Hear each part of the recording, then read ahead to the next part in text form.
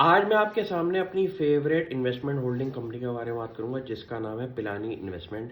Company 1 साल के time period में 100% से ऊपर की रिटर्न दे चुकी है। आपको क्या लग रहा है ठंडा हो गया स्टॉक?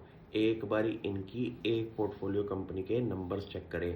कंपनी के पास अल्ट्राटेक सीमेंट कंपनी के 35 लाख क्वांटिटी के शेयर्स पड़े हुए हैं बैलेंस शीट पे, जिनकी वैल्यू 3500 करोड़ से ऊपर की है। लगभग पिलानी इन्वेस्टमेंट की मार्केट कैप है ये। इस कंपनी के अंदर अल्ट्राटेक सीमेंट के फाइनेंशियल रिजल्ट्स जब आए थे, वहां पे मेरे को दिल खुश हो गया। क्यों? कंपनी ने ये बोला है कि वो वर्ल्ड की एक तो थर्ड लार्जेस्ट सीमेंट कंपनी है।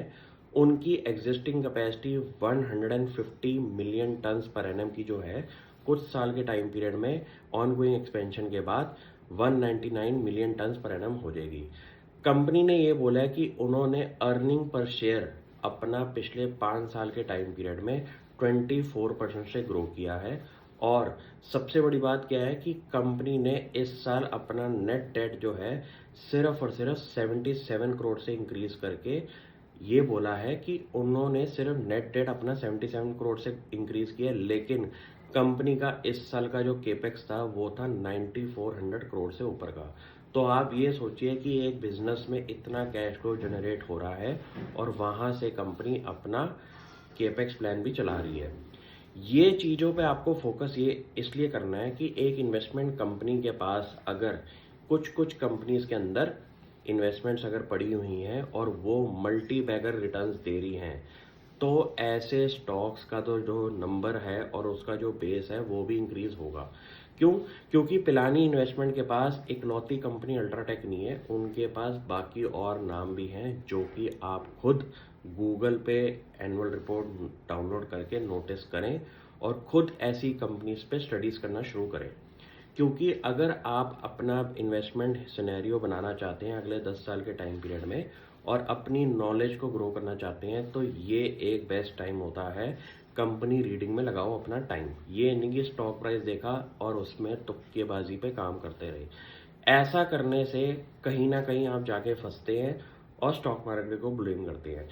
अगर मैं आपको एक होमवर्क दूं जहां पे आपको क्या करना है, कंपनी की एनुअल रिपोर्ट डाउनलोड करनी है पिलानी इन्वेस्टमेंट की, उसके कंसोलिडेटेड बैलेंस शीट पे जाइए।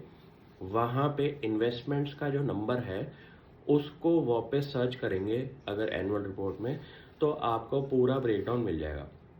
आपको ये समझ में आ जाएगा कि कंपनी ने आदित्य बिरला ग्रुप के अंदर किस किस कंपनी के अंदर इन्वेस्टमेंट करी हुई है और उनकी क्वांटिटी लगा के करंट मार्केट प्राइस पे आपको वैल्यू समझ में आ जाएगी कि कितना बड़ा ये नंबर हो चुका है।